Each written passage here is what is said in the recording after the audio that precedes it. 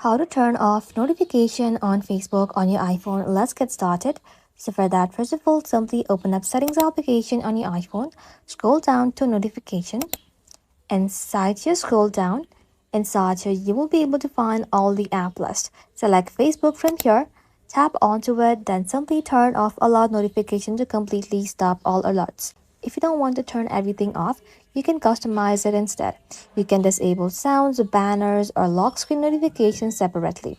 Next, you can even control notification inside the Facebook app. Head back to your home screen, open the Facebook application, log into your account. Once logged in, simply tap on this three-line icon, then select Settings and Privacy.